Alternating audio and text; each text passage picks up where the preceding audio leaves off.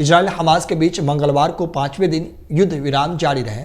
देर शाम हमास ने red cross की निगरानी में 10 इजरायली और 2 विदेशियों समेत 12 बंधकों को रिहा कर दिया। इनमें से एक नाबालिग और 2 महिलाएं भी शामिल हैं।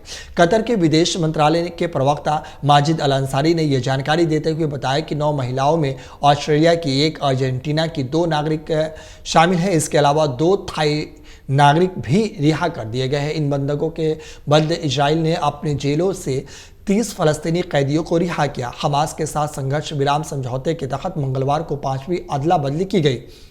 इससे फिर सोमवार की रात को हमास ने 11 बंधकों को रिहा किया था, जिसके जवाब में इजराइल ने 33 फलस्तीनियों को रिहा किया था। इसी बीच इजराइल ने कहा कि जब तक हमास प्रतिदिन कम से कम 10 बंधकों को रिहा करता रहेगा, तब तक संघर्ष विराम जारी रह सकता है। हमास की कैद में अब तक कम महिलाएं और बच्चे बचे हैं।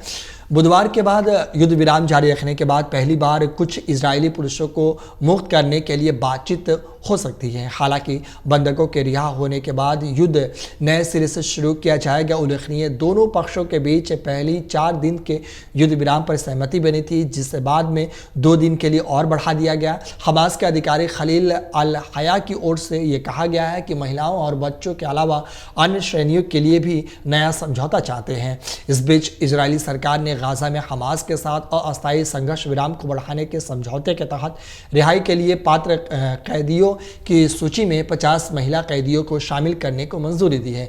इजरायली प्रधानमंत्री बेंजामिन नेतन्याहू ने एक्स पर पोस्ट कर इसकी जानकारी दी है। इसमें कहा गया है कि और इजरायली की रिहाई सुनिश्चित करने के लिए 50 महिला कैदियों की सूची को मंजूर दी गई है। इजरायली सेना और हमास के आतंकवादी मंगलवार को उत्तर गाजा में भिड़ गए।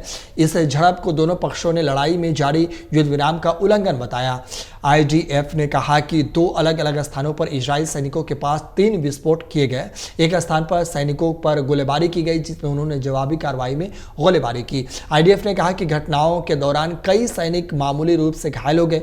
वहीं हमास ने कहा कि जब तक इजराइल प्रतिबद्ध है, हम संघर्ष विराम के लिए प्रतिबद्ध है। उधर फलस्तीनी कैदियों की रिहाई का इंतजार करने वाले कब्जे वाले वेस्ट बैंक में रामल्ला के पास ओफर जेल के बाहर एकत्र फलस्तीनियों का इजरायली सेना से झड़प हो गई। इसमें एक फलस्तीनी मारा गया। प्रदर्शनकारियों में से कुछ हमास और इस्लामी की जिहाद का झंडा लहरा रहे थे। हालांकि इजराइल की ओर से लेकर इसे अभी टिप्पणी नहीं की गई है। वहीं लेबनान में IDF और इजराइल के साथ साथ अन्य फलस्तीनी संगठनों के बीच भारी गोलीबारी की खबरें भी सामने आई है। संयुक्त राष्ट्र बैठक में इजराइल ने हमास के 7 अक्टूबर के हमले के दौरान महिलाओं के साथ होने वाली यौन हिंसा का मुद्दा उठाया। यौन अपराधियों की ओर इशारा करने वाले सबूत सामने आने के बाद इजराइल ने यौन हिंसा की जांच करनी शुरू कर दी है, जिसमें दुष्कर्म भी शामिल है। हालांकि हमास ने इन आरोपों से इनकार कर दिया है और इसी बीच युद्ध विराम भी कायम हो गया है। इधर से फलस्तीन भी बंधकों को छोड़ रहा है, उधर से इजराइल भी अपने इसके बंधकों को छोड़ रहा है। यानी कि युद्ध विराम अब देखिए कब तक रह सकता है।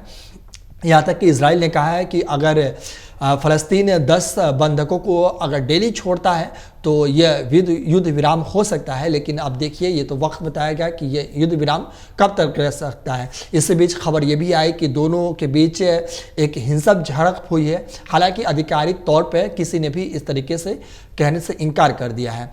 अगर आप ये वीडियो YouTube पर देख रहे हैं तो हमारे चैनल को सब्सक्राइब करें और बेल आइकन को दबाना ना भूलें। अगर आप Facebook पर ये वीडियो देख रहे हैं तो हमारे पेज को लाइक करें।